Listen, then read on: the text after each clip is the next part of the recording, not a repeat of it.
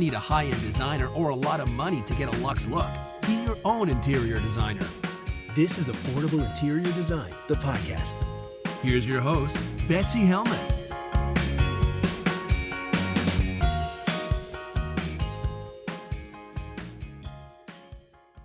I am just loving that it is spring. Beyond the crocuses, I now have daffodils, lilacs are blooming, the trees are getting their leaves. This is so exciting. It's my first spring in Connecticut, my first spring living in the country, and it is glorious. Every night we have frogs singing us to sleep.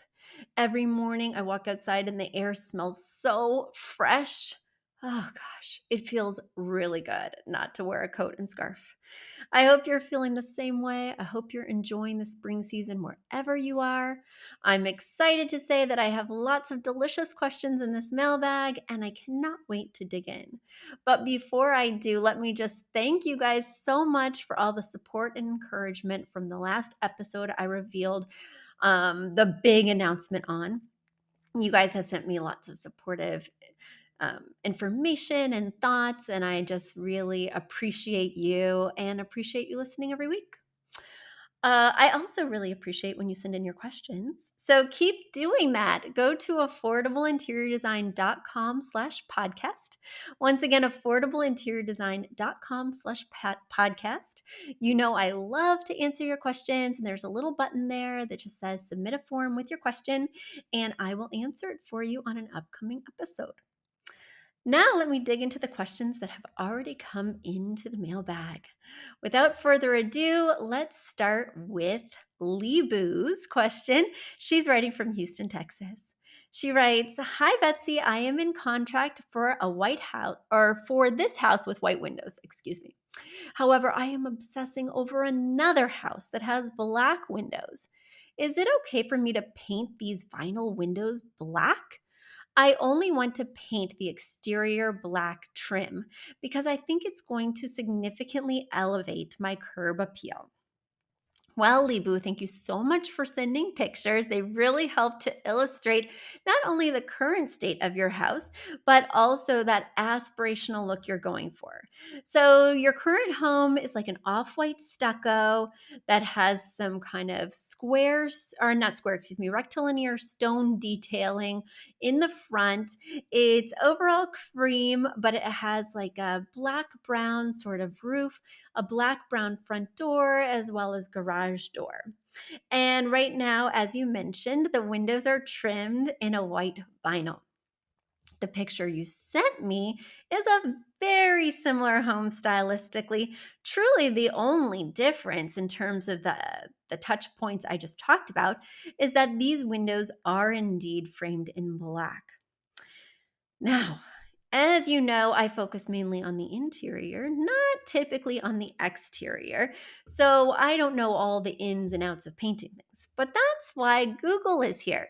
So I completely agree with you that the curb appeal of the second home is much more exciting, dynamic, just better, right? But painting vinyl windows, according to thefamilyhandyman.com, is a hot mess. And it's very hard to paint the vinyl. It typically peels. It's very hard to get it to adhere.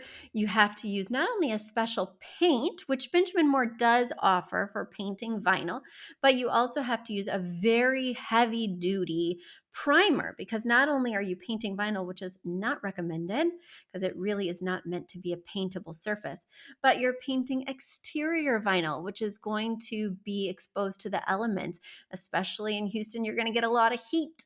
You're going to get some moisture. You're going to get some rain. And I'm just worried that the integrity of this paint is going to be compromised. The other thing that gives me pause is that whenever we're painting something a very dark color, whether it's an interior wall that you're going to make navy, whether it's an exterior window that you're going to paint black, you have to do so in an absolutely perfect manner. Any imperfection, any bobble, any shift as you're painting is going to be very conspicuous because the contrast is going to be so high, either between the ceiling and this dark wall color or between this cream stucco and this dark vinyl color. So I'm just concerned that not only will it look shabby over time, it may look shabby the minute you do it if you're not super precise. These are my concerns. I am excited for you because I love the look, but I would be interviewing contractors or painters with, this sort of keeping it real mentality of how precise are you? What would you be using to paint it? Is there a guarantee in any way that you could give me? Because it may turn out to be kind of an expensive endeavor, and I would want you to not regret this decision. All right, so that's my feedback on that. Let's get to my next question. My next question comes from New Boston, Michigan. This one's from Lisa. Lisa writes, I'm married into a builder grade home from 2002. The kitchen is open to a dining area and a family room. The kitchen cabinets are a dated cherry tone and do not go all the way to the ceiling. I want to paint and install crown molding throughout the house. The cabinets and I want to have the cabinets painted. We are also replacing the countertop and installing a backsplash. I cook every day. I have a very hungry household full of active teenage boys and an active husband. I work from home. I spend a lot of time in here, so I don't want to go another year hating my kitchen. I do not have the budget to replace these cabinets, and they really are very sturdy and functional, so replacing them seems like a waste. Here's my question. What do I do with the cabinets and crowns specifically? Should I install a crown on the wall over the cabinets, on top of the cabinets, or on both the wall and the cabinet? How do I transition between the non-cabinet wall where the cabinets start? I've seen people put in like a box that extends the cabinet to the ceiling, which creates this weird dead space. I'd rather not do that as I have LED lighting on top of the cabinets that really brightens up what can be a dark kitchen. But I'm willing to do that if this is the best option. Please don't judge me too harshly for the clutter. Embarrassment at the current state has prevented me from asking questions before. Lisa, I hate to hear that. First of all, didn't you hear in the last episode, this is a judgment-free zone? It truly is. Second of all, you have like no clutter in your kitchen. Anybody who's watching on YouTube can see that this is a pretty pristine environment. So I just feel bad that you've been feeling bad. Please, guys, don't hesitate to send in your pictures. I have seen it all. I have been in business for 2 decades. Come on now. All right. So, Lisa, you and I have very similar situations in our kitchen. My cabinets do not go all the way to the top. I have crown molding throughout my space, and I have some thoughts and feelings. So let's get into it. First thing is if you're going to have crown molding in the other areas of the room, and this is like an open concept that opens into those areas that also have crown, you need to continue it in here. So that's an easy answer. You've told me that this is an open concept space. You've told me you are installing crown in the other areas. You must install crown here too, or it's going to look really silly that you stopped. Also, I don't tend to prefer boxing in the top of the cabinets. In other words, creating sort of this false soffit that's kind of got empty space behind it and it's just sheetrocking all the way up so that there's not an awkward space between the top of the cabinet and the ceiling. I just think that that looks a little bit awkward too. So you don't want to do that, and I don't think you should do that. So we're not going to box in these cabinets. Now, on the top of my cabinets in my very transitional/traditional kitchen, I do have an additional molding. It's not the same as the crown molding. It's got kind of a dental feature, and dental molding kind of has this it looks like little teeth actually. So this little kind of rectangular up and down that mimics teeth and also has a little bit of crown after the dental detailing. So the thing I like about that, the reason I've pointed that out is because I have 2 types of crown. One type of crown that's very simplistic and goes up to the ceiling and continues throughout the room. And one type of crown that looks a little bit different, it doesn't just mimic the crown that's touching the ceiling, but it adds a little bit more panache to the cabinets. Now, my crown is stained the same wood tone as the cabinet. So it looks really like one piece. It doesn't look like it was added later, and it's just a very clean look. I am worried that you may find over time, depending on the color of the color that you're painting these cabinets, if you're painting them like a white or a light color, because the crown won't be stained the same tone, this deep cherry underneath. I'm worried that over time, with sun and other considerations, you may find that the two yellow or change color at different rates. So the crown may not look consistent with the cabinet tone for very long. Now, if you do something that's not white, like a gray or a green, just say, then you're not going to have that problem in the same way. But white does tend to yellow over time, so it's something that was on my mind. Um, and it really depends on the style throughout the space. My home is very antique. It's got a lot of traditional detailing. Uh, and so the additional decorative crown on top of the cabinets really feels like it matches the architecture of the space. I'm worried that putting that additional crown in this room, especially if it's quite different stylistically, might read a little bit too antique for your style, even though you haven't shared your style with me. But if your style is modern or contemporary, well, it can't be modern if you're doing crown in this house. Okay. If your style is contemporary, I would not do additional crown on the cabinets.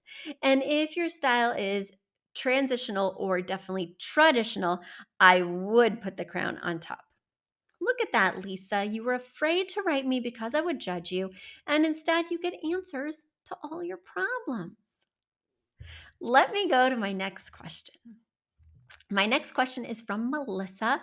She's writing from Dubai. Melissa writes, Hi, Betsy. I enjoy your shows immensely. For 3 years, we've lived in a modern design townhouse built in 2013. I cannot pin down my design style. I know the feeling word is calm, as that is how I feel at home, and calm is the first thing everyone says when they visit. Second, sophisticated as the second comment is your house is so grown up and you have teenagers. Okay, so people are always saying it's sophisticated. Got it. Style word is my issue. 10 years ago, everything was Pottery Barn, but it is just too heavy for me. So the style word is not transitional. I have now replaced and furnished my home from West Elm and Crate and Barrel. But I would not say I'm mid century modern, as I do not like obvious mid century modern and orange wood. I am not modern farmhouse. I am highly allergic to nature, dust, soil, so that vibe doesn't even conjure relaxing feelings for me in my house.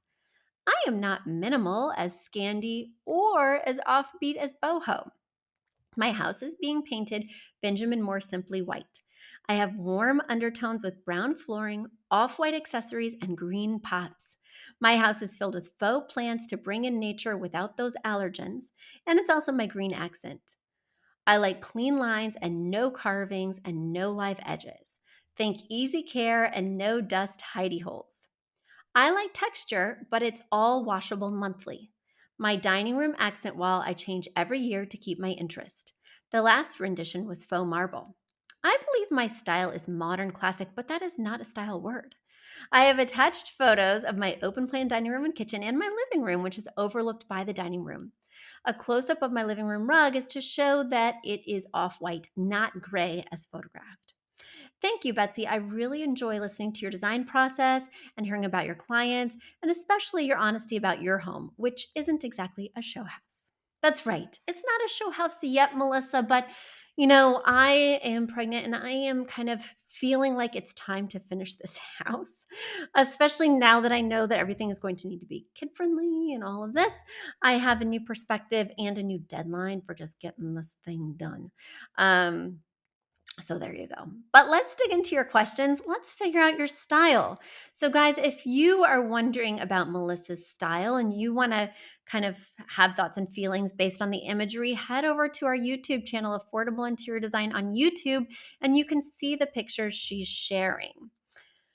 So this space is really cool. I am seeing the wallpaper. I'm seeing the elements for sure. It's very relaxing. It's very calm. I hate to be boring, Melissa, but this is just contemporary. Your space is contemporary. All of these things are things that are of the moment, available now. I agree that this doesn't feel mid-century modern. It could feel a little Scandinavian, but it's just very clean, simple lines, a mixture of everything that's in stores right now. You're not referencing any previous time period. You are contemporary. So I hate to make it just that easy because that seems a little bit like a cop out. But when it fits, and your style is contemporary. All right, everyone. It's been so good to be back with you. I love digging into your questions. Please keep them coming. And I'll be right back with you here next week. Till then, bye. A big thank you to Aton and the Embassy who wrote our theme song. A shout out to Catherine Heller who owns the podcast shop and is our editor extraordinaire. We also want to thank Ginny Sunasan and her team at the Savvy Podcast Agency for their help with our social, our YouTube channel, and so much more. We also want to thank Uploft, which is our parent company who supports this podcast. And lastly, we owe a huge debt of gratitude to you. Thank you so much for tuning in and for all your support.